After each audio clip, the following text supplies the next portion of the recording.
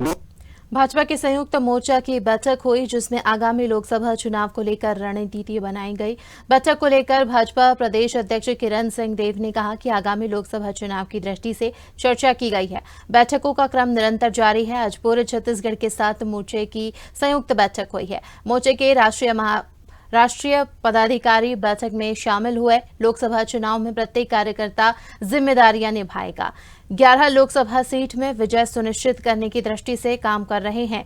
राष्ट्रीय नेतृत्व के आदेश से निचले स्तर तक गतिविधियों को संचालित करना है। पिछले 1 महीने से कार्यक्रमों का क्रियान्वयन किया जा रहा है। बीजेपी के सभी नेता और कार्यकर्ताओं लोगों तक पहुंच रहे हैं। मोदी की गारंटी पर काम लगातार हो रहा है। उन्होंने कहा कि महतारी वंदन योजना को लेकर अभूतपूर्व उत्साह है। पिछले 5 साल में जो योजनाएं कांग्रेस ने ठप कर रखी थी, भाजपा सरकार में निर्धारित कार्य योजनाओं को लेकर जनसंपर्क अभियान पूर्ण हुआ है।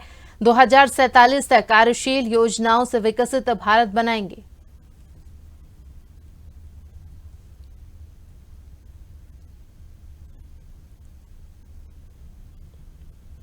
पूरे नीचे तक उसकी गतिविधियों को संचालित करना है।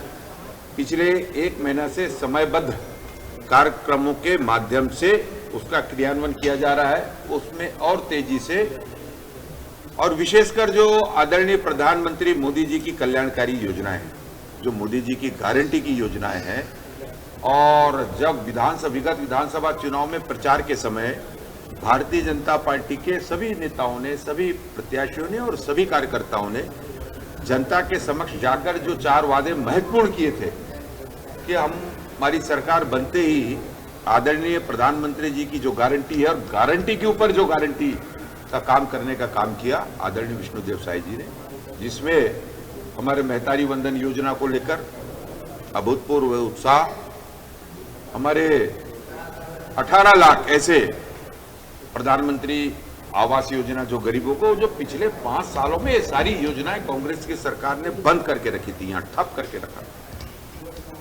3100 का विषय रहा। भारतीय जनता पार्टी के घोषणा पत्र में हमने 3100 रुपए बढ़ाकर एमएसपी से आगे ले जाकर किसानों को देने का विषय था, और साथ ही साथ प्रति एकड़ 21 क्विंटल धान खरीदी का विषय। साथ ही बहुत सारी योजनाएं हैं। पूर्ववर्ती 15 वर्ष की सरकार में हमारी योजनाएं, जो केंद्र की योजनाएं जो चल रही थी, वो सारे ठप सी पड़ गई थी, और वो निरंतर प्रभात गति से वो जनता तक पहुंचे। इसको आदरणीय मुख्यमंत्री जी विष्णुदेव साई जी ने सुनिश्चित किया। इन बातों को लेकर हमारे कार्यकर्ता और संगठन के कार्यक्रमों को, निर्धारित कार्य योजनाओं को लेकर बूथ लेवल तक हमारे लाभार्थी सम्मेलन चल रहे हैं। आज तक 5 तारीख कल तक के थे, 25 से 5 तक हमारा घर घर जनसंपर्क योजना गांव चलो हमारा अभियान संपूर्ण हुआ है।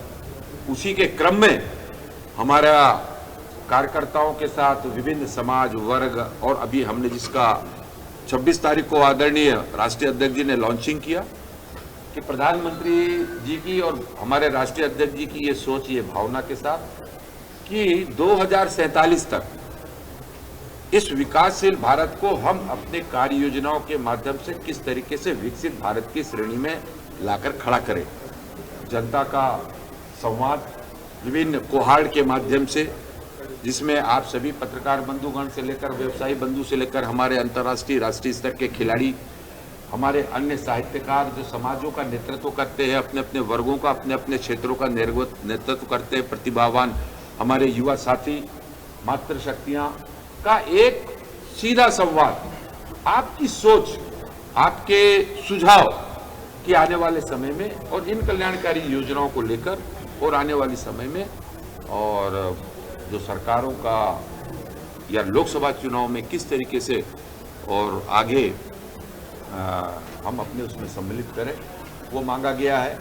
जिसमें हम 9090902024 इस विषय पर पहले बात हो चुकी है, लेकिन ये सारा समाहित करते हुए आज समग्र मार्गदर्शन हमारे सह प्रभारी आदरणीय नितिन नवीन जी अभी पहुंच रहे हैं। वो बैठक का समारोह भी करेंगे।